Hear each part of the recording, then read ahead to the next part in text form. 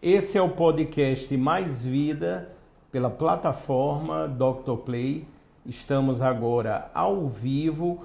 Tenham certeza, é mais uma edição de sucesso com um compromisso. Através da informação, iremos transformar e salvar vidas. Eu já posso dizer de antemão que o programa de hoje será de imensa utilidade pública, porque é uma estreia.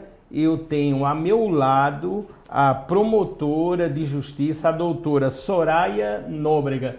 Doutora, seja muito bem-vinda. A senhora está no cenário que realmente salva vidas através da informação, o podcast Mais Vida pela Dr. Play. Muito obrigado, doutora. Feliz demais, Fábio, por estar aqui no podcast Mais Vida, da plataforma, né, Dr. Play, pela primeira vez, né, e com prazer grande e querendo poder compartilhar um pouco do meu trabalho com vocês. Vamos ter uma conversa, eu não tenho dúvida, muito produtiva. A doutora Soraya Nóbrega, repito, que é promotora da infância e juventude, tem um trabalho constatado de sucesso, de grande relevância, e eu posso até dizer, doutora, de projeção nacional. Portanto, a senhora está de parabéns pela atuação proativa junto à promotoria. Com certeza, eu acho que a nossa obrigação é sempre fazer mais e melhor no nosso trabalho. E quando a gente faz, Fábio, com muito amor, que é o meu caso, eu amo o meu trabalho, eu amo trabalhar e me dedicar à causa da criança e do adolescente. Então, acho que se torna tão natural que não é como uma obrigação, e sim como um prazer. Realmente é o que eu penso e eu nunca tive essa vaidade de me preocupar com projeção nacional ou não, mas a gente termina, né, participando do circuito nacional, fazendo com que o nosso estado possa também participar dessas discussões que são essenciais, né, para trazer de inovações de outros locais, a gente fazer essa troca. Então, para mim, é muito bom poder estar nesse rol, nesse meio, né? Como estar, por exemplo, agora, para mim é um privilégio poder estar numa comissão nacional, né, de promotores de justiça do Brasil e que atuam em relação à violência contra a criança. Então é muito, muito importante a gente estar participando, porque a gente aprende, eu aprendo até hoje. Sou uma eterna aprendiz, né? Eu acho que a gente tem também que estar sempre estudando e vendo com os desafios que nos aparecem, essa vontade de querer estudar mais e aprender mais. E essa proteção que a doutora ressalta com tanta ênfase, né? Sabemos o trabalho da doutora, né? É público, é explícito, as pessoas veem realmente, a sociedade, viu, doutora? Só tem que agradecer imensamente a senhora. E hoje, aqui nos bastidores, estamos ao vivo, a doutora deu até uma notícia, eu quero que a doutora compartilhe, eu acho muito interessante, porque as filhas da doutora estão seguindo, vamos dizer assim, o mesmo caminho. E a doutora hoje teve uma notícia que é motivo de muita alegria, que uma das filhas da doutora também passa a ingressar, vamos dizer, na área jurídica, né, doutora? Isso, para nós que somos pais e mães, né, eu acho que não tem presente melhor do que saber que a nossa educação, ela serviu de base, né, para as nossas filhas. E aí tenho duas filhas, né, uma tem 18 anos, a outra tem 21, e ela sempre quis, né, ambas queriam por vontade própria fazer o curso de Direito. E aí a mais velha já estuda na Universidade Federal da Paraíba, onde também eu estudei, e elas sempre manifestaram essa vontade de poder estudar no mesmo local onde também estudei, né? E aí Sara ela já faz Direito lá na Federal, e agora recebo a notícia hoje que Yasmin também vai ser estudante da Universidade Federal da Paraíba. Então, com muito orgulho, filha, te amo muito e estou muito feliz porque eu sei que esse era seu sonho, né? E hoje você realiza. E o sonho dela é o nosso sonho também. E nós sabemos, eu sempre, doutor, exalto muito aqui a qualidade da Universidade Federal, né? Realmente, assim, um celeiro de grandes valores que prestam esse serviço, assim, à sociedade como um todo de uma forma excepcional, né, doutor? Excepcional. É tão interessante isso, Fábio, quando a gente pode mostrar para os filhos, passar os nossos valores, né? E eles poder assimilar o que nós falamos. E a gente sempre falou, tanto eu como o pai, sempre falamos para as nossas filhas, né, da importância de estudar, né, de que a gente só consegue vencer na vida ou conquistar alguma coisa se a gente plantar. Então, se a gente planta, a gente colhe. Não tem como a gente plantar uma coisa e querer que outra coisa lá vá dar, né? A gente não tem como fazer isso. Mas, a partir do momento que a gente ensinou que era interessante estudar, a gente nunca falou especificamente que tem que fazer ou seguir os nossos caminhos, né? Nunca fez. Foi a vontade realmente delas. Eu acho que elas respiravam isso dentro de casa e aí também tiveram essa vontade. Mas hoje eu vejo assim, a minha filha mais velha extremamente feliz, né? Realizada, estudando e estudando muito. Eu pensava que eu estudava, eu vejo que ela estuda ainda mais do que eu. Porque eu estudava às vezes de manhã, à tarde e à noite. Ela estuda de manhã, à tarde, noite e madrugada. Porque às vezes eu passo e digo, filha, vá dormir. Né? Tudo que a minha mãe fazia, ela também faz. E aí eu vejo que quando você estuda na universidade, independente da universidade, quem faz a universidade é o aluno.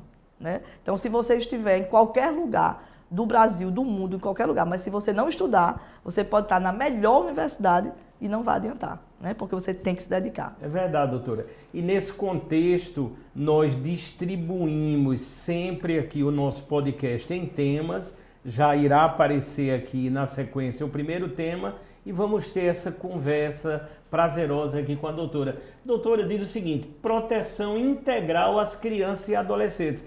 Doutora, essa proteção integral, uma palavra muito ampla, a senhora vê como possível, os órgãos estão alinhados para propiciar essa finalidade? Qual a ótica da senhora? Olha só, Fábio, eu vejo o seguinte, a proteção integral, ela inclusive ela está prevista no artigo 1º logo, começa logo no artigo 1º do Estatuto da Criança e do Adolescente. E quando fala assim de forma muito clara, né? Porque o Estatuto ele é claro, é evidente e é fácil para o entendimento de qualquer cidadão brasileiro. Então, no artigo 1º ele diz claramente, né? Esta lei, que é o Estatuto da Criança e do Adolescente, a Lei 8.069 de 1990, esta lei dispõe sobre a proteção integral à criança e ao adolescente. Então, quando a gente fala assim, proteção integral, a gente sabe que para poder ter essa proteção é necessário, como você falou, um grupo de pessoas empenhadas, inclusive o poder público, nessa proteção. Porque não tem como a gente fazer com que aconteça a proteção se não houver essa articulação, esse envolvimento todo da rede de proteção à criança e adolescente, do qual também eu faço parte, né, como promotora de justiça, integrante do Ministério Público da Paraíba, e os demais atores, a gente sempre diz assim, são os atores, né, do sistema de garantia de direitos e que integram essa rede. Então, se você está numa rede, se você balançar um pouco e não tiver todo mundo junto ali, não vai acontecer a proteção integral. Ô doutora, quando a senhora falou agora desses atores, vamos nos retratar a nossa querida Paraíba. A senhora acha que esses atores estão cumprindo bem o seu papel? Se tivesse todos cumprindo, nós já teríamos também o estatuto totalmente cumprido, né? Então a gente percebe que em alguns momentos existe a falha, né? Existem as omissões, existem, eu costumo dizer assim, no estatuto, para acontecer o que consta aqui, é sempre com muita luta. Por mais que se diga, é prioridade absoluta, é a proteção integral que tem que ser feita, mas tudo que aconteceu praticamente até hoje, em termos de criança e adolescente, que devia ser prioridade, na verdade foi tudo com muita luta desses atores que não desistiram. Né? Então, por que a gente percebe essa engrenagem? Até uma engrenagem, né? Tem até um quadrozinho que a gente costuma dizer dos fluxos. São fluxos de atendimento, fluxos de trabalho, e que esses fluxos, eles demandam a participação de todos esses atores. Então, se o Conselho Tutelar, por exemplo, ele faz a parte dele, e ele cumpre a parte dele, que é uma parte administrativa, e ele não pode fazer nada na área judicial. Então, ele cumpre o seu papel, mas se ele encaminha para um órgão e o órgão não cumprir o seu papel, já tem uma falha. né? Começa tudo a partir do momento que existe a violação. Aí, quando existe a violação, você vai... quem vai averiguar é o conselho, né? A parte civil, do ponto de vista civil. Porque tem as consequências do ponto de vista civil, do ponto de vista criminal. Né? Então, a gente tem que saber, a abordagem do conselho tutelar não é uma abordagem criminal. Eles não vão investigar os casos, eles vão averiguar os casos. Então, a partir do momento que eles fazem o seu papel, aí encaminha para o promotor, e o promotor ajuiza uma ação, e passa a bola, no caso, para o juiz, né? Porque ele ingressa com a ação, e quem vai também impulsionar o processo é o juiz. Então, se essa engrenagem também não dá certo, por quê? Muitas vezes existem determinações que são feitas e não são cumpridas. Em que sentido? O poder público, às vezes, ele espera que seja ajuizada uma ação para que possa acontecer a política pública, por exemplo, né? Aí você me pergunta, se não houver a formulação dessa política pública por parte do Conselho Municipal dos Direitos da Criança e do Adolescente, também não vamos poder sair do lugar, né? Não vamos poder ter os equipamentos que vão garantir essa proteção integral. Doutor, ultimamente foi muito vinculado a possibilidade da diminuição da idade penal, né? Uhum. A senhora é a favor? Qual é a visão da senhora com tamanha experiência nesse sentido? Assim como a maioria dos colegas que trabalham nessa área, eu tenho certeza, não só aqui, mas no Brasil, e que conhecem a realidade do sistema socioeducativo, jamais poderia ser a favor da redução da maioridade, né? Jamais poderia ser.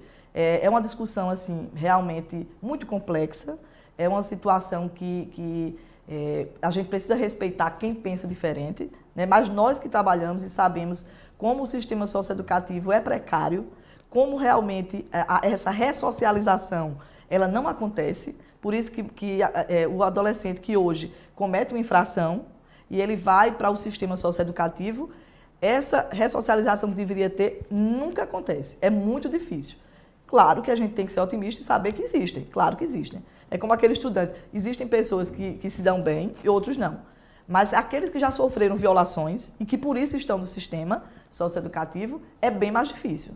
Ela exige muito mais, né? Exige a participação maior, o envolvimento maior dos profissionais que vão estar ali trabalhando e que precisam fazer a diferença, o que muitas vezes não acontece, né? E a gente percebe isso. Quando o juiz, por exemplo, ele aplica uma medida socioeducativa e vai haver o cumprimento dessa medida, acontece que, por exemplo, o cumprimento de uma medida num hospital, cumprimento de uma medida numa escola.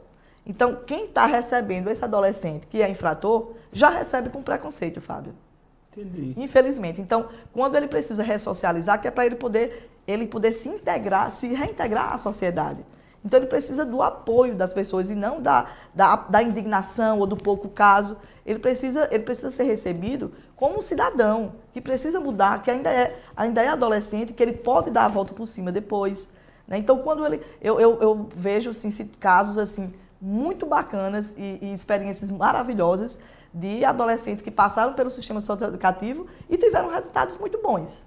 Eu vejo isso também, que é bacana, né? É importante. Porque as pessoas souberam fazer esse acompanhamento com ele e puderam ensinar para ele o que realmente, para ele pensar e não fazer mais aquilo que ele fez, né? E que levou ele para o sistema.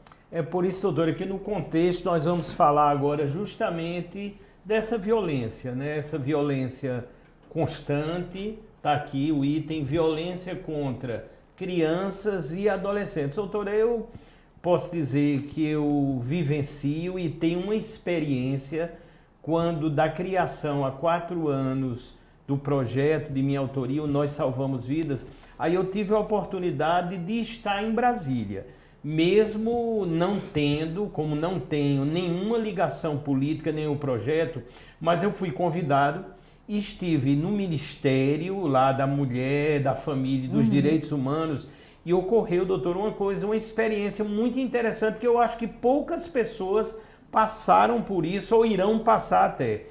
Quando a ministra, à época, a Damares, ela disse: Fábio, o seu projeto funciona, é sensacional, e qual é o seu intuito?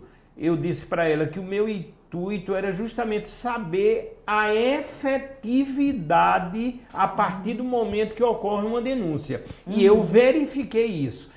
E nesse pedido eu disse, doutor, eu quero conhecer o 180, o 100, o local onde funciona a central, que é em Brasília. Isso. Doutora, eu assinei um termo de confidencialidade, lógico, tudo dentro das regras e da lei. Aí estive praticamente um dia no centro. E eu pude vivenciar, doutora, ver essa violência. Tanto, quando a gente está de fora, a gente não tem, eu acho que poucas pessoas têm a dimensão do tamanho dessa violência. Como é que a senhora vê tudo isso, doutora? Uma coisa interessante que você falou também aí, é que quando a gente fala assim, salvar vidas, quando a gente trabalha com violência contra crianças e adolescentes, é a oportunidade perfeita para salvar vidas. E eu falo também que eu conheço pessoalmente, já estive em Brasília nesse mesmo local, porque existem as parcerias com os ministérios, né, pela importância, não só o Ministério Público como o Poder Judiciário, tem que haver esse diálogo com o poder público em todas as esferas, né, federal, estadual e municipal. E aí nós conheço particularmente o Disque 100, né? Todas as falhas, as coisas que já aconteceram para aperfeiçoar o sistema também. Nós estivemos presentes em várias reuniões nacionais que puderam também falar sobre essa questão, né? Sobre aperfeiçoamento. Mas para quem está trabalhando com a violência, é um desafio diário. É um desafio diário, porque eu não consigo me acostumar com a violência sexual, não consigo me acostumar com a violência psicológica, que ela tem crescido assustadoramente. Antigamente a gente falava assim, violência física, aquela que você bateu, você viu e passou. Mas a violência psicológica, eu acho que ela mata mais do que a violência física. Verdade. Porque a violência física, você bateu e você vai saber ali como vai resolver aquela situação depois de um tempo. Aconteceu alguma coisa, você vai melhorando, bota um remédio, bota alguma coisa. Mas a violência psicológica é muito difícil, primeiro, de ser detectada, de ser denunciada principalmente. Por que nós vemos tantos adolescentes, tantas crianças adoecidas? Porque elas sofrem violência e muitas vezes elas não sabem que estão sofrendo a violência. E o pior, que eu costumo dizer assim, o mais difícil é quando nós temos a consciência, nós que trabalhamos nessa área, temos a consciência de que os casos que chegam e que são denunciados para o Disque 100, que é o Disque Denúncia Nacional, para o Disque 123, que é o Disque Denúncia Estadual, os casos que chegam a ser denunciados não são nem a metade dos que acontecem todos os dias. Porque existem, do jeito que nós estamos conversando aqui agora, e nesse momento, quantas pessoas não estão sofrendo violência, mas são oprimidas, elas não conseguem falar, elas são, muitas vezes, dentro de casa, onde deveria haver a proteção maior, né? Existe as indicações também, os índices apontam que a maior parte das violências acontece dentro de casa, no espaço de proteção. Então, esse espaço de proteção, muitas vezes, essa criança, esse adolescente, ela sofre uma violência, por exemplo, por parte do pai, mas há uma conivência da mãe, né? Existe a conivência. E existe a conivência da família. É como se você imaginasse que a violência sexual fosse apenas você praticar, no caso, a relação sexual completa. E não é.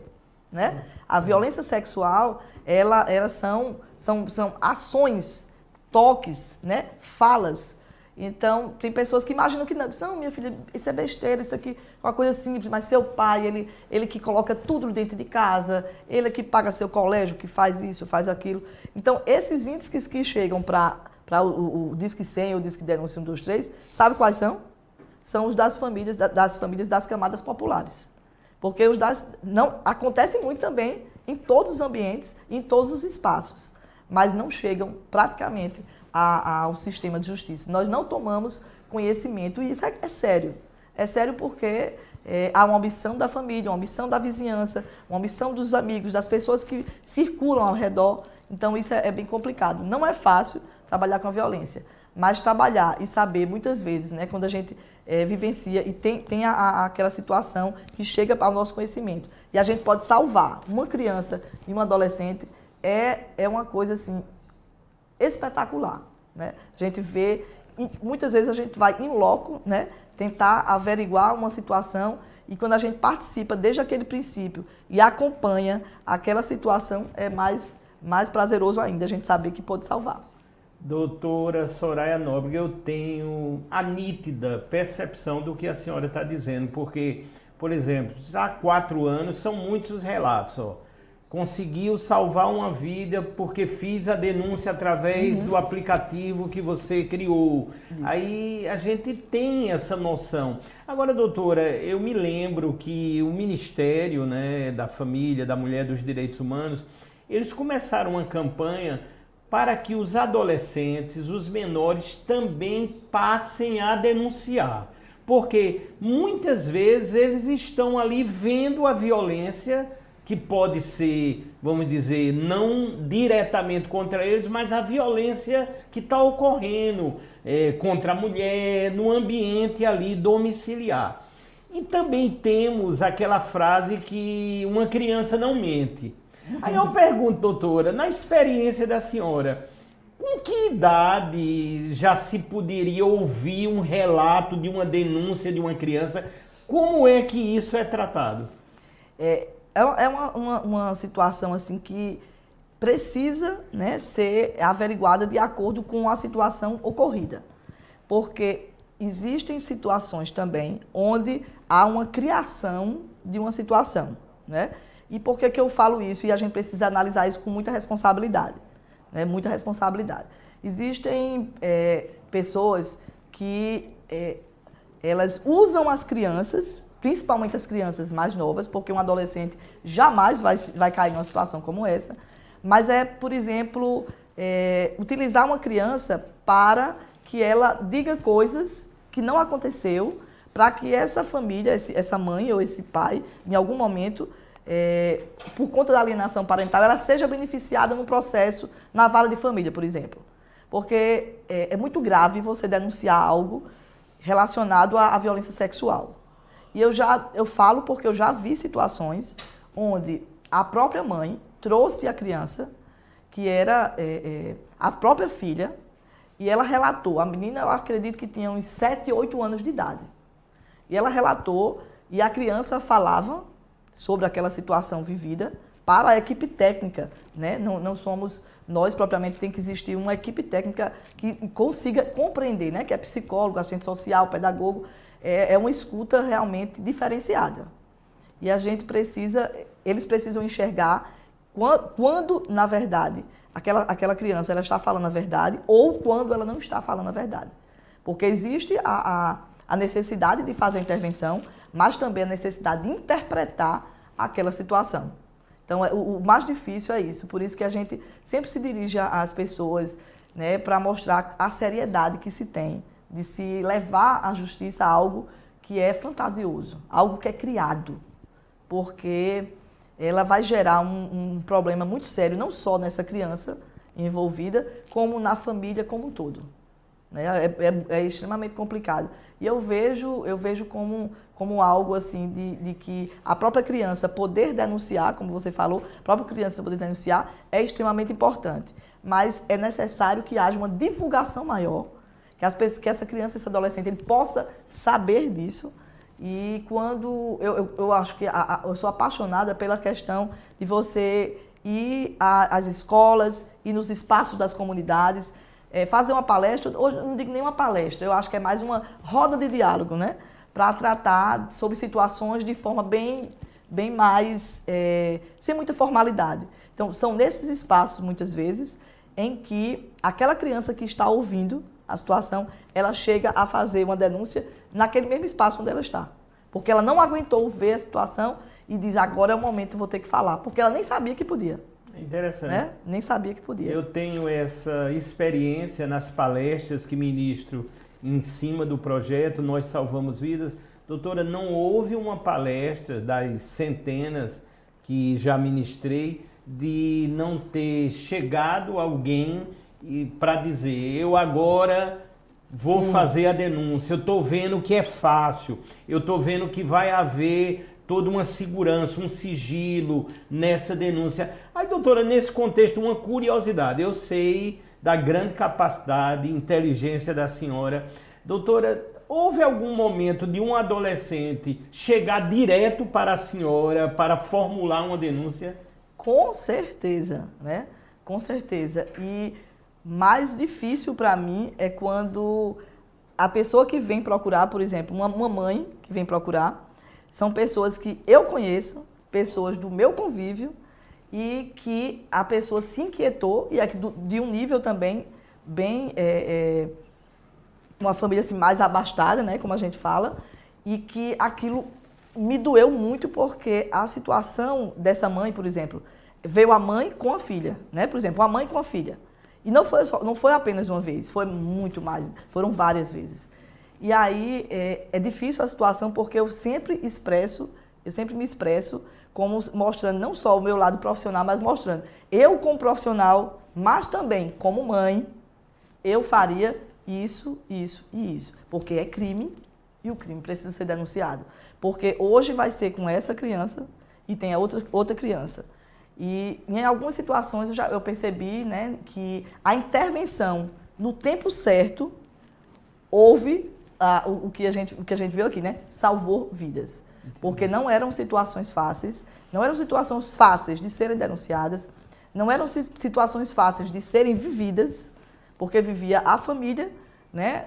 Muitas vezes, assim, quando você vive uma história de violência dentro de casa, não é somente quem sofre, que sente, é quem vê. Quem vê, quem presencia, quem de certo modo sente aquilo, é como alguém que está batendo no outro, né? O marido que bate na mulher, mas que o filho vê.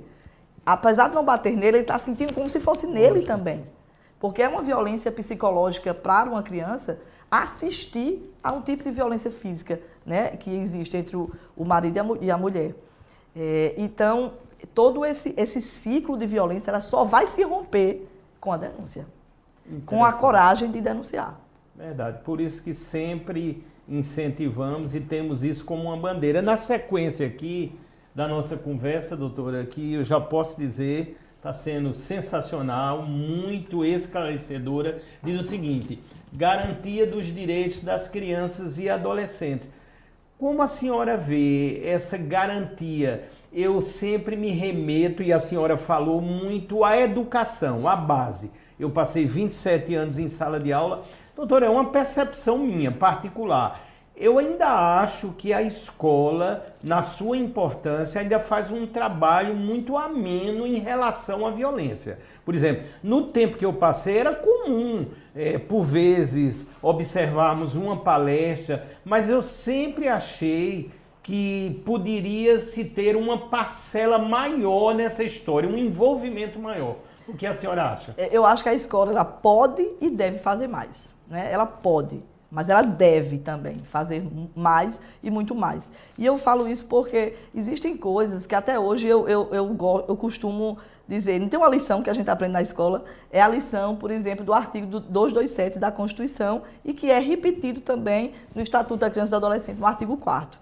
Então, fala exatamente da garantia dos direitos. Então, se qualquer um de nós, porque eu não falo que somente eu tenho que ver isso, somos todos nós, porque o artigo ele fala de forma muito fácil. Eu falei que o Estatuto ele é de fácil entendimento. Então, a partir do momento que diz claramente no artigo 227, é dever, não diz assim, diz que é dever da família, olha só, da família, da sociedade e do Estado. O Estado, no caso o Estado brasileiro, em todos os níveis, né? Seja federal, estadual, municipal. Então, é dever de todos assegurar, né? Assegurar os direitos à criança e adolescente. E que direitos são esses? Aí ele fala lá quais são os direitos. Direito à vida, à saúde, à educação, para a gente ver que se você, não é só a educação é primordial, mas você tem que garantir o direito à saúde também. Se você não tiver saúde, você não vai estar na escola, você não vai estar no espaço participando do lazer, que é direito também da criança e adolescente. Então, você tem que garantir o direito à vida, à saúde, à educação, ao lazer, né? Não é somente a educação. Se os nossos filhos eles têm direito ao lazer, por que os filhos dos outros não vão ter direito? A gente tem que garantir esses direitos, né? Porque a garantia desses direitos aqui que a gente fala é principalmente para aqueles que não têm reconhecido esses direitos, não podem ser dados, muitos direitos que os nossos filhos têm, que não podem ser dados às vezes por questão até financeira, e que o poder público tem a obrigação de dar, né? De garantir. Então, a convivência familiar e comunitária, a profissionalização, então são muitos direitos. E ainda assim, a gente precisa, todos esses atores aí, precisam pôr a salvo de negligência, de abandono, de opressão, né? Exploração. Então, se somos todos nós que temos que garantir, eu sempre leio, quase todos os dias eu leio esse artigo. Por quê? Porque eu me comprometo. A partir do momento que eu estou dizendo que eu tenho que garantir, eu tenho que me comprometer. Porque quando eu chego no meu trabalho, eu sempre, todos os dias eu vou ver situações em que não foi garantido o direito à saúde, situações que não foi garantido o direito à educação, não foi garantido o direito à convivência familiar e comunitária, que aquela criança está na rua, né? Aquela criança está com os direitos violados porque os pais, ao invés de proteger, eles obrigaram o filho a trabalhar na rua, trabalho infantil. Então, todas essas violações, né, nós temos que nos comprometer, e não é passar na rua e dizer assim, por que o Ministério Público não faz nada? Por que o Conselho Tutelar não faz nada? Não, nós temos que dizer, nós também somos responsáveis, né? Todos nós temos que nos envolver e saber, de certa forma, que nós podemos denunciar. Muitas vezes, sabe o que acontece que eu acho interessante? E eu acho muito interessante quando outro colega, né, outra colega liga para mim e fez, Soraya, eu queria ver uma situação, eu estou aqui num determinado lugar e estou vendo aqui uma situação de um adolescente que está trabalhando na rua e o menino está aqui, tal. Aí ela faz aquela denúncia por telefone mesmo. Mas na mesma hora eu já ligo para o Conselho Tutelar, já tenho o telefone de todos, porque a gente precisa se comprometer. Por exemplo, é à noite, eu não estou nem de plantão, mas eu estou ali como cidadã também. Né? Eu não vou deixar nunca de ser Soraya, cidadã, e Soraya, promotora de justiça. Eu tenho que entender que eu tenho a minha obrigação também. Mas tem pessoas que passam no lugar e acham, isso aqui não é minha obrigação, isso aqui não é meu papel. Todos nós temos a obrigação, né? E principalmente para garantir os direitos que estão previstos, muitas vezes a gente precisa ingressar com ação para conseguir, né? Quantas vezes a gente não vê a ação lá no Juizado da Infância, por exemplo, nós temos inúmeros procedimentos em tramitação, né, que tratam de direito à saúde, de educação, que foram direitos negados e que precisam passar pela justiça para que o poder público possa realmente cumprir seu papel, porque não precisava disso. Já estava exposto isso, a lei já está posta há tantos anos, né, desde 1990, não precisava, mas muitas vezes, até hoje, nós precisamos fazer isso. Estamos aqui no podcast Mais Vida pela Dr. Play. Doutora, vamos falar agora dos atos infracionais envolvendo crianças e adolescentes. Como a senhora vê a amplitude? Eu sei que aí está ligado à incumbência dos poderes, das leis. Qual a análise da senhora? Eu começo até dizendo, para desmistificar um pouco, né, a questão do sistema socioeducativo e das infrações que são praticadas, né, que muitas pessoas pensam que o adolescente ele não vai cumprir nenhuma medida, né, que querem até reduzir a maioridade porque acham que não existe punição. E aí eu digo, a partir de 12 anos de idade, por exemplo, Fábio, um adolescente que praticou uma infração numa escola, ou violência física, ou violência psicológica, a questão do bullying, ou foi uma ameaça, qualquer adolescente, a partir dos 12 anos, ele vai sim responder por um procedimento de ato infracional, vai ser levado, vai participar da audiência lá no Juizado da Infância e Juventude, com a promotora, a juíza. Eu não sou dessa área, mas tem a colega Catarina, a colega Márcia, que fazem parte dessa área infracional, e são vários processos lá onde tem adolescentes a partir dos 12 anos de idade. Então, não é fácil você perceber, né, que as pessoas não conseguem compreender que esse adolescente ele não vai ser aplicado na infração. Só o fato de você vai na delegacia, primeiro você começa na delegacia, né? Você vai ser ouvido na delegacia, depois que é apresentada a representação, que equivale à denúncia no caso do adulto. Então, essa representação ela vai explicar o fato e vai, ao final, pedir a aplicação de uma medida socioeducativa. Que essa medida socioeducativa vai desde a prestação de serviço à comunidade até a internação, que é em situações de infrações muito graves, né? Por exemplo, um caso de homicídio, um caso de uma violência sexual, né? Um caso de adolescente de 13, 14, 15 anos que se envolveu numa infração, e ele vai ter que cumprir, passar por todas as audiências, vai ouvir testemunha, e mesmo quando eu estou substituindo, eu participo das audiências, eu vejo o sofrimento da família como um todo, né? Porque muitas vezes são meninos que não tinham noção, achavam que sair com os amigos para uma bebedeira, para um negócio que não ia dar em nada, né? E que aconteceu uma situação por conta da irresponsabilidade e da imaturidade mesmo deles, e que eles imaginavam que não ia acontecer nada. E aí, quando é necessário que todas as pessoas possam compreender isso, né? E só quem passou por audiências como essa vai perceber o quão difícil é, né? Para todos. Porque eu mesma me sinto incomodada e triste quando eu vejo um adolescente muito jovem chegando por ter cometido infração. Muito difícil. E a maioria dos jovens, né, dos adolescentes que se envolvem, geralmente são adolescentes também que não tiveram uma formação, um acompanhamento da família. Foram adolescentes que já vieram de situações, passaram por violações grandes dentro de casa, ou sofreram violência psicológica, ou física, ou violência sexual, ou foram obrigados a determinadas situações. E aí é importante a gente saber que quem vai também conhecer o sistema socioeducativo, conhecer depois que se aplique, como é que é na prática isso, né? Quando é que se aplica, aí você vai entender que você chega lá e você vai perceber que são vários adolescentes num local igual a um adulto numa prisão com vários também. Então, é dessa forma também, né? É como você vai precisar refletir aquilo que você fez. E essa reflexão não é uma reflexão num local agradável, com ar-condicionado, com uma coisa boa. Não é assim. É uma situação que às vezes você chega para conviver com pessoas que fizeram coisas igual ou até pior do que você já fez. E sair desse sistema não é fácil. E é preciso que o poder público, por exemplo, ele possa investir principalmente nessa ressocialização, o que acontece muito pouco. Doutora, eu sei que a senhora tem uma visão muito globalizada, mas vamos pensar no Brasil, sempre há uma curiosidade, eu entendo também dos sigilos, segundo a lei.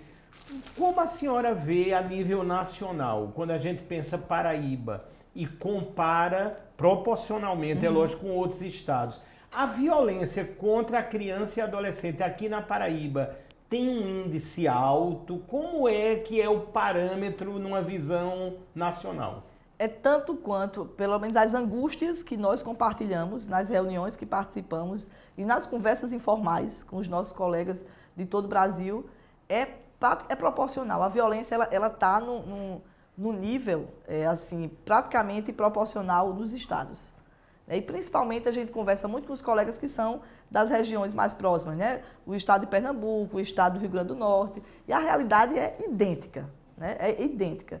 É evidente que a gente não pode comparar a nossa situação com São Paulo, lógico, Rio de Janeiro, mas a gente percebe que a violência contra a criança, numa síntese geral, ela acontece todos os dias e praticamente em todos os locais. A gente só não pode dimensionar quais os estados que menos denunciam, né? Porque esses casos que nós temos conhecimento, que chegam ao conhecimento público, né? Através dos discos de denúncia estadual, federal, são muito aquém dos que realmente acontecem todos os dias. Imagina quantas vezes nesses sítios, nessas coisas que a gente não tem nem acesso, quantos crimes não acontecem com crianças e adolescentes todos os dias, né?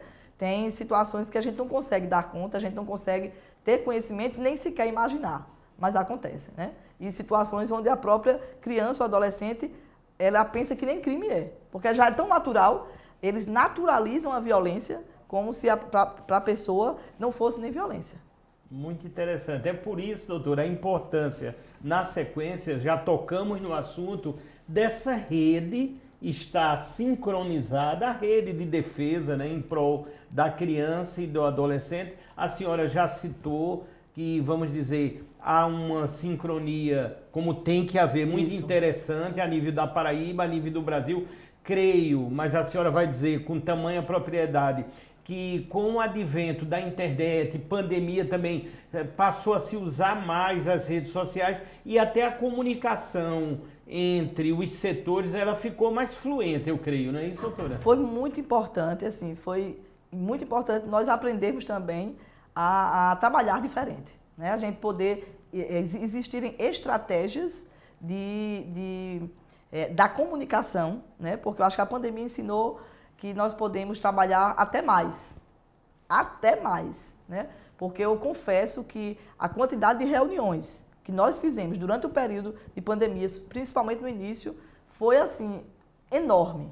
Enorme. A gente conseguia, por exemplo, estar numa mesma reunião com um psiquiatra, com um psicólogo, outro da Secretaria de Saúde do Estado, Secretaria de Saúde do município, com a escola tal, com várias e várias pessoas que estavam envolvidas naquela situação, naquele caso, com a Universidade Federal, com vários atores ao mesmo tempo, por conta desse trabalho virtual. Então, isso foi fantástico, assim, foi muito importante. A gente percebeu como a rede, ela até potencializou o seu trabalho. Porque eu estou aqui hoje, se eu vou marcar uma reunião para mim, lá na Secretaria de Saúde, por exemplo, aí todas as pessoas vão se deslocar para a Secretaria de Saúde. Então, tem o trânsito, tem isso, tem aquilo. Muitas vezes é difícil. E hoje nós vemos que até de dentro do carro nós participamos. Hoje eu vi situações onde uma pessoa era necessário, uma reunião foi até na Unimed, e eu lembro que o presidente da Unimed ela participou de forma virtual, chegando no aeroporto. Mas ele apresentou uma fala, né, o que era necessário ele fazer, e participou de forma tranquila, né? Foi uma coisa bem interessante, e como a gente vê que todos nós aprendemos a trabalhar. E depois disso, eu acho que a gente trabalha mais. Com certeza trabalhamos mais. E essa junção, o que é que eu falo assim, em relação à rede de proteção à criança e adolescente? O que é interessante é isso. É que nós, que trabalhamos nessa área, a gente praticamente tem um telefone um do outro, né? A rede, para funcionar, ela não pode funcionar somente no papel, né? Dizer assim, todos têm que se reunir e fazer isso. Não pode ser só assim. A gente precisa utilizar também as estratégias de pegar o telefone e dizer, olha, vamos resolver isso assim, tal, porque aconteceu agora e eu preciso isso. Então, muitas e muitas vezes, um conselho tutelar, por exemplo, liga, doutor, eu estou com uma situação tal, eu queria saber a opinião da senhora, se a senhora pode me orientar em relação a isso, ou compartilhar, eles já chegam com a estratégia e perguntam qual a minha opinião em relação àquela situação. E eu também, da mesma forma, quando tenho o telefone dos conselheiros, né, aqui de João Pessoa, muitos deles, assim, acho que a maioria deles são extremamente comprometidos, trabalham muito, não é fácil trabalhar, porque eles vão para as comunidades, algumas vezes, até nas audiências, dizem, olha, doutora, eu estou preocupada porque a gente está entrando numa comunidade difícil, né? E é para averiguar uma situação de violação, e é preciso que eles estejam nesses espaços. E eu respeito muito o trabalho dos conselheiros, porque eles, nessa atuação da rede, eles são a porta de entrada, praticamente, né? Então, eles correm também riscos. E é difícil, não é muito fácil, né? Mas com o compromisso, com a vontade também que eles têm, vale muito a pena. E na rede de proteção, eu acho que é o Ministério Público, é o Poder Judiciário, é o Conselho Tutelar, é o CRAS, o CREAS, sabe? As secretarias, todas as secretarias envolvidas, seja de desenvolvimento social, de ação social, como também as secretarias de saúde, educação. Todo esse diálogo a gente precisa manter para poder participar se integrar a essa rede, né? Doutora Soraya Nóbrega, promotora da infância e juventude. Doutora, se fala muito, lógico, está no âmbito da violência, as armas. Eu digo da parte legal, vamos dizer, de legalmente essas ações, vamos dizer, mais facilitadoras de se ter uma arma em casa. Qual é a opinião da senhora? Acha que se deve flexibilizar mais ou isso será um problema cada vez maior dentro do contexto da violência de criança e adolescente? Eu sou totalmente contra todo tipo de violência, totalmente contra. E nesse sentido eu não poderia ser a favor, né, de ter armas com facilidade, principalmente porque nós já tivemos situações, mas eu respeito a quem pensa diferente, porque a gente precisa, né, fazer esse diálogo e compreender que outras pessoas também têm a sua opinião. Mas eu falo porque teve situações, por exemplo, de adolescentes que já se envolveram em infração pela facilidade, né? Aquilo que eu falei, não só como a arma que era o carro, né, de sair no carro e aí atropelar uma pessoa, essa pessoa ir para o hospital, 2, 3 dias depois a pessoa vir a morrer, né? Então, o carro é uma arma. Mas se eu tenho também facilitado uma arma, se eu brigar com um colega, se eu fizer qualquer situação e tiver com cabeça quente, ou tiver bebido alguma coisa, eu vou terminar usando aquela arma. Então, a arma não é somente para defesa. Eu, por exemplo, tenho um porte de arma. Eu não uso arma e nem quero usar. Então, assim, eu nunca quis, é algo que é de mim, eu acho talvez por isso que eu trabalho com criança e adolescente, nunca quis nem trabalhar em outra área. Eu acho que eu permaneço com esse pensamento, né? Apesar de tantos anos, mas eu tenho a mente um pouco infantil, de imaginar na pureza das coisas, de poder compreender que o ser humano ele precisa se humanizar mais. Acho que todos nós precisamos cada vez mais nos humanizar, né, porque a violência tem crescido muito, tem crescido assustadoramente, e eu não gostaria de ver essas situações crescer, né? É polêmico esse assunto, viu, Fábio? É polêmico. É então, verdade, eu sei que uma muitas pessoas... com É uma toda discussão com toda a né? sociedade, é algo que assim, também é claro que ninguém vai querer, por exemplo, desarmar todo mundo e chegar e as outras pessoas vierem para nos atacar, né? Eu sei que pode existir isso, mas é uma coisa que é difícil você fazer uma compreensão, principalmente para quem pensa, quem tem um pensamento como eu, que abomina assim, todo tipo de violência, talvez porque eu veja muito isso e queira que seja diferente. Ô, doutora, no combate à pedofilia, eu notei muito nas minhas idas a Brasília, a partir do projeto, que as pessoas são muito ameaçadas. Eu pergunto, a senhora já sofreu ameaça? A senhora acabou de falar que prefere não andar com a arma, mesmo tendo esse direito. Como é que isso funciona? Realmente difícil, assim. Eu acho que até a maioria dos colegas, eles utilizam, né? Usam. É uma questão muito pessoal minha, né? Eu acho que a minha formação, os meus valores, eles não permitem que eu queira realmente participar, mas se eu me sentisse ameaçada, se eu me sentisse em qualquer situação onde eu realmente, como eu tenho porte de arma, evidentemente que eu posso andar, eu posso fazer, mas se eu me sentisse ameaçada e sentisse que realmente era necessário, certamente eu ia também, né, fazer uso dela, né? Ia ser importante. Mas eu não me sinto, não sinto essa ameaça, não tenho no meu trabalho nunca exerci essa situação, então é tranquilo para mim. Tranquilo. Doutora, a senhora falou, será motivo agora da nossa próxima tela, nos conselhos tutelares, né? A importância dos conselhos tutelares em todo esse trabalho. Aí, doutora, eu costumo ser, obviamente, muito sincero, dentro desse meu trabalho, dos aplicativos que se pode denunciar, tiveram momentos que eu fui até um dos conselhos tutelares, uma sede aqui em João Pessoa. Doutora, eu posso estar enganado. Eu notei muita carência estrutural. Eu fiquei até assim. Eu gosto muito quando eu vejo as coisas modernas. Eu acho que tudo isso ajuda no trabalho. E foi o que eu não vi lá, doutora. Ao contrário, eu vi uma coisa assim meio complicada para quem está exercendo o seu ofício. Eu queria saber da senhora, e aí entra na parte de recursos que são necessários para o combate a essa violência. E aí, doutora? Muito importante, até porque um caso prático é ótimo para a gente poder ter uma forma de explicar melhor essa situação, porque também pensamos igual, né? Lógico. Nós pensamos igual. Por que é tão importante os conselhos tutelares? E que foi uma grande, mas uma enorme conquista do próprio Estatuto da Criança e Adolescente, desde 1990, né, que a partir daí a gente pôde ter os conselhos tutelares. E o conselho tutelar é nada mais do que, imagine que aqui na capital nós somos 6 promotores de justiça que trabalhamos na área da criança e do adolescente. Certo. No entanto, existem 7 conselhos tutelares, né? Em cada conselho são 5. Então a gente multiplica 7 vezes 5, 35. Certo. Então imagine que é 35 contra 6. Né? 35 pessoas observando todas as situações de violações que acontecem para que, em termos de ajuizar ações, 6 promotores. 3 na área protetiva e 3 na área infracional. Então, assim, a demanda ela é enorme, porque os conselheiros trabalham todos os dias.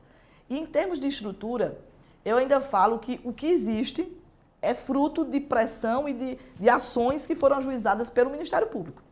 Isso aí a gente tem que falar, porque o poder público ele não age por si. Ele precisa ser demandado, quando deveria ser, como a própria legislação ela fala, da prioridade, né? Então, a prioridade em todos os sentidos. Que para que se possa exercer um trabalho de excelência, para que você possa ir nos locais onde está acontecendo a violência para averiguar, por exemplo, para tirar aquela situação da violência e aplicar a medida protetiva como o Conselho Tutelar faz, porque o que é que é função, uma das funções muito importantes do Conselho Tutelar?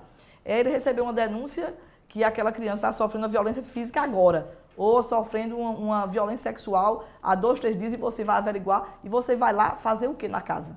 Você vai fazer com que o conselho ele pode aplicar uma medida protetiva. Inclusive, né, não é a primeiro lugar, mas inclusive tirar aquela criança daquela situação e encaminhar, se não houver uma família, né, alguém da família extensa, algumas pessoas que possam ficar com aquela criança, aplicar uma medida protetiva para que seja acolhido num abrigo, por exemplo, uma instituição de acolhimento aqui da capital. Então, para fazer isso, você precisa de carro. Para fazer isso com mais rapidez, você precisa ter um carro bom. Não pode ser um carro com pneu ruim, com uma situação que você não consegue andar 2 quilômetros, você tem que parar, né? Então, essa estrutura que você fala, não é somente no local também não. Porque essa criança que sai lá junto com a mãe ou junto com os parentes, ela vai ser atendida no conselho. Quando você chega no conselho, não é delegacia, é proteção. Se é proteção, a gente precisa receber aquela criança ou aquele adolescente que sofreu uma violação com aquele zelo, aquele cuidado. Você não vai chegar lá com uma poltrona ruim, com um banheiro que não é bem atendido, sem você poder oferecer uma água, sem você poder oferecer um café. Você tem que ter um mínimo de estrutura. E como você falou, infelizmente, tem muitos conselhos tutelares que estão em situação de estrutura difícil. Mas existem ações que estão tramitando, né, na promotoria da infância, por exemplo, que é para a estruturação dos conselhos. Então, reuniões com os secretários, eu soube que recente houveram reuniões, houveram termos de ajustamento e conduta, né, para tratar. Aí, nesses termos, diz, para conseguir ar-condicionado, tanto tempo, 1 mês, 2 meses, porque quando você vai fazer tipo assim, o termo de ajustamento de conduta é um acordo que se faz com o poder público para resolver determinada situação. Então, não é somente uma vez que se faz. Ao longo dos anos, se faz uma situação, resolve. Aí depois precisa, como a nossa casa, não precisa de reforma. É verdade. Aí eu acho que você pegou um período que ele não tinha feito essa reforma, né? Mas assim, estamos sempre atentos, porque sabemos, e não só da obrigação do poder público, como também da necessidade do conselho, que precisa de estrutura para trabalhar. Não só estrutura física dentro de lá, como estrutura para os próprios conselheiros realizar o trabalho de averiguação, né, inclusive no carro. Doutora Soraya Nóbrega, vamos ver na sequência, falar um pouco do ECA, né, do Estatuto da Criança e do Adolescente, vai ser a nossa próxima tela aqui. Doutora, no caso do ECA, sempre se comenta que o Estatuto é muito completo, que vem a ser até uma referência para outros países. A senhora vê dessa maneira também? Vejo sim, porque os outros países, eles não precisam colocar isso no papel. Eles já sabem que é para dar, né? Eles já sabem que a criança, adolescente tem direito à vida, à saúde, que tem prioridade, que precisa ser atendida em primeiro lugar. Eles sabem que o poder público tem que garantir esses direitos e mostra como precisa garantir esses direitos, sem precisar estar no papel, né? Essa que é o Estatuto, ele é assim, uma lei também, é uma das leis mais avançadas mesmo do mundo. Isso aí a gente não tem a dúvida. E que detalha assim, de forma muito clara, né, como deve ser feito essa garantia desse direito e como nós, cada um dos atores, devemos nos portar, trabalharmos, né? E ele aponta a forma, por exemplo, como deve ser formulada a política pública através do Conselho Municipal dos Direitos da Criança e do Adolescente. Então, existe o Conselho Municipal da Criança e do Adolescente, que quem integra, né? Tem a parte governamental, tem os atores governamentais e os não governamentais. Isso para ter essa paridade. E aí, a gente precisa saber o quê? Se esses conselheiros, eles não tiverem, por exemplo, uma formação, eles não tiverem um conhecimento sobre a criança e o adolescente, né? Não tiverem especificamente participado de atividades ou estudado sobre isso, que é bem complexo, essa questão da criança e do adolescente, se eles não tiverem, eles não vão saber formular política. Então, essas formações que existem, formações continuadas para conselheiros tutelares e conselheiros de direitos, é para isso. Porque, para que a política pública seja efetivada, antes ela precisa ser formulada. E quem vai formular? São essas pessoas que estão no conselho.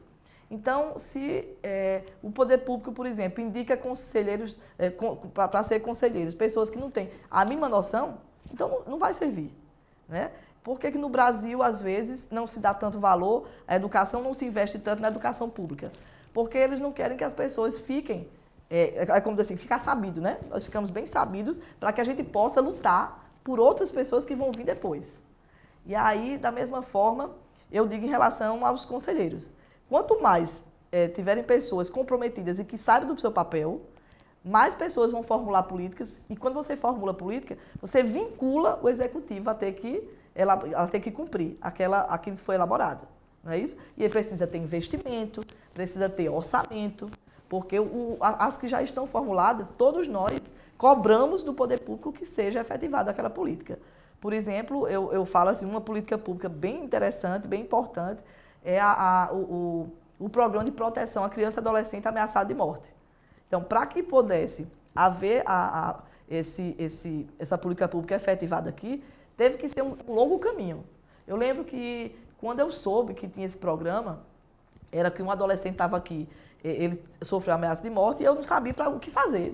Eu vou encaminhar para onde? Qual o local que eu vou encaminhar? Eu não sabia. Aí eu descobri que tinha esse programa a nível nacional. Eu fui articular e estive em Brasília, fiz uma articulação e esse adolescente ele foi protegido. Mas aí eu perguntei, tem algum estado, alguma coisa que tenha esse programa? Ou é só nível federal? Aí ele fez, não, por enquanto tem a nível federal, mas os estados têm que se articular para ter também. Aí o que é que eu fiz? Eu fiz uma articulação na Secretaria, foi no Ministério do Desenvolvimento, e aí a Paraíba foi o primeiro estado, e até hoje foi uma referência, porque foi o primeiro estado que tem o programa estadual. Tem o programa de proteção à criança e adolescente a nível estadual. Então, o Estado, ele abarcou essa situação, mas é preciso, assim, que muitas pessoas se envolvam, né? Então, muitas pessoas têm que se envolver. E a gente tem que trazer isso para o nosso Estado e cobrar dos nossos governantes.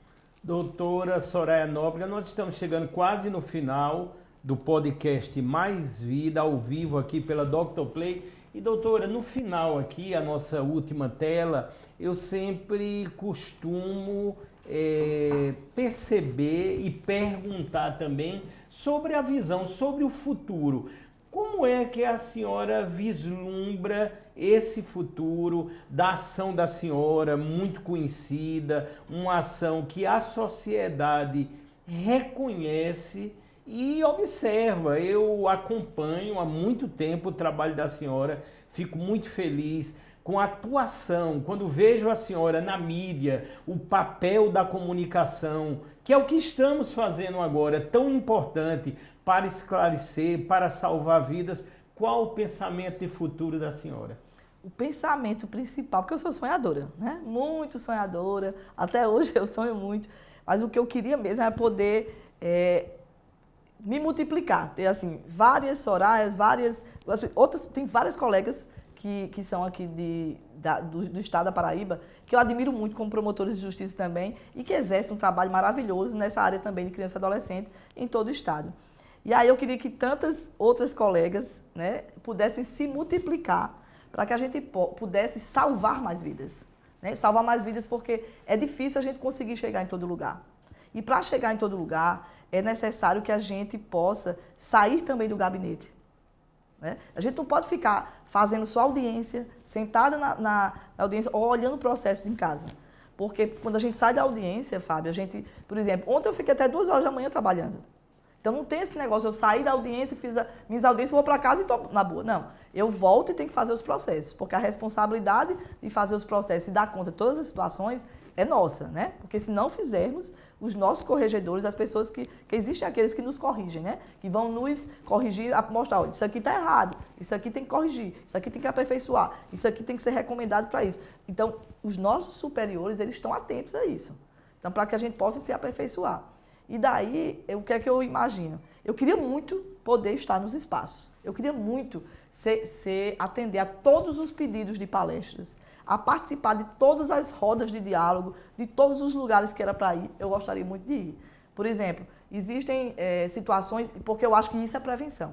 Isso é prevenção da violência. A partir do momento que eu me disponho meu tempo para ir até uma escola, fazer uma palestra sobre ou violência, ou sobre alertar sobre situações voltadas à própria criança e adolescente, eu vou estar fazendo a prevenção.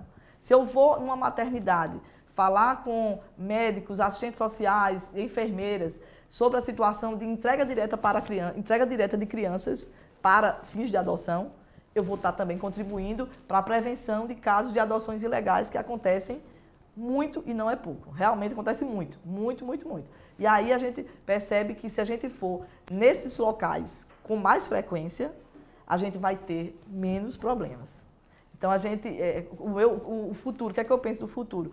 Eu gostaria, então, que pudesse, já que a gente não pode se multiplicar, que tivessem vários jovens que pudessem aparecer e pudessem nos assessorar e pudessem fazer esse trabalho junto conosco para poder amenizar e chegar em todos os espaços que são necessários. Doutora, e dentro desse compromisso, como eu digo, eu sou um admirador da senhora, do trabalho, né? Sou muito observador e conectado e até motivo aqui do programa, do podcast Mais Vida, nessa parceria com a Dr. Play e o projeto também Nós Salvamos Vidas, que chegou um momento que eu disse, não, a doutora já contribui numa forma espetacular na proteção da criança e do adolescente, que eu tenho a honra nesse momento, doutora, de nomear a senhora como embaixadora do projeto de minha autoria, o projeto nacional, o Nós Salvamos Vidas. Portanto, eu tenho aqui, motivo do nosso cenário, do nosso tema, aqui é uma placa. E aqui, doutora, está justamente o endereço eletrônico do noissalvamosvidas.com.br. Aqui, obviamente, o nome da senhora e a nomeação, motivo maior, como embaixadora do projeto Nós Salvamos Vidas. Portanto, assim, quando eu passo esse selo, essa certificação nas mãos da senhora, eu passo com muita emoção. Porque isso é motivo da minha vida e eu sei que é motivo da vida da senhora. Doutora, muito obrigado. Pode ter certeza que para mim também é uma grande emoção. Eu acho que mais do que uma emoção também, aumenta o nosso compromisso, Fábio. A gente receber uma homenagem como essa, eu acho que é assim, uma honraria mesmo. Não tem como a gente não se emocionar, não tem como a gente não ficar feliz. Acho que principalmente ficar feliz. Ficar feliz pelo reconhecimento, porque a gente faz com tanto prazer, com tanta vontade, com tanto amor, que a gente não imagina que outras pessoas estão nos assistindo, que estão nos aplaudindo, né? Isso que você faz, assim, não só em relação a esse trabalho, isso, para mim, eu vou chegar em casa super honrada, né? Mostrar às minhas filhas como é importante a gente poder trabalhar sem esperar nada em troca, mas saber que outras pessoas estão ali, né, participando junto conosco e torcendo, né, para que possamos agora salvar mais vidas ainda. Pode ter certeza que agora, se eu já tinha esse compromisso, essa vontade de fazer, ainda mais, né, diante desse compromisso que eu vou ter. Eu tenho que honrar mais ainda esse prêmio que eu estou recebendo agora, né? E vamos juntos salvar vidas, meu amigo. Muito obrigada. Estou muito contente, viu, doutora? Assim é lógico, assim é uma felicidade plena e a gente tem aquela certeza, né?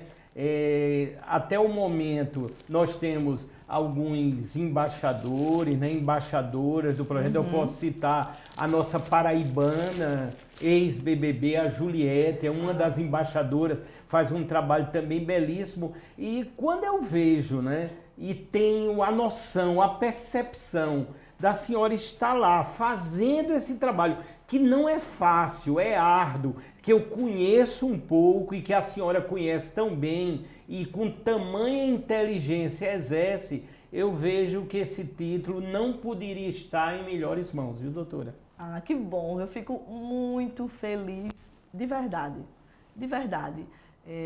Para a gente que trabalha, né, e que não imagina, a gente não tem noção, né, de que existem outras pessoas, como eu vejo hoje aqui a estrutura do seu trabalho, é assim admirável, é muito bacana a gente poder ver assim que você faz o seu trabalho, olhando o trabalho das pessoas, reconhecendo o trabalho das outras pessoas e chamando essas pessoas para, junto com você, salvar vidas. Então é fantástico. Eu aqui tenho que parabenizá-lo, agradecer, né? Não só agradecer, como parabenizar. E parabenizar, de certo modo, toda a sua equipe que também se empenha, né, para que tudo dê certo e tudo possa caminhar com tranquilidade e com sucesso. Verdade, a Dr. Play proporciona toda essa estrutura, como eu falei para a senhora, a plataforma está presente em centenas de clínicas, de salas de espera, de academias, são muitas as empresas também, hospitais. Portanto, eu tenho certeza que uma entrevista como essa, amplamente esclarecedora, irá ajudar a salvar mais e mais vidas, porque no âmbito da internet se compartilham os programas e é uma história que não acaba, ao contrário, ela começa aqui e vai perdurar, com certeza. Com certeza, não tenha dúvida. E tantos, eu já assisti vários programas e eu também aprendi muita coisa, né? Eu vi tantos médicos, eu fiquei tão orgulhosa. Uma médica que falou, inclusive ela estava falando sobre o próprio estatuto, ela se reportando ao estatuto, sabendo o que realmente dizia aquele artigo, eu fiquei super orgulhosa. E vi assim, né, que tem inúmeros outros profissionais que às vezes nós não conhecemos e que precisamos valorizar mais. Eu acho que era uma médica de Campina Grande, não sei se era pediatra.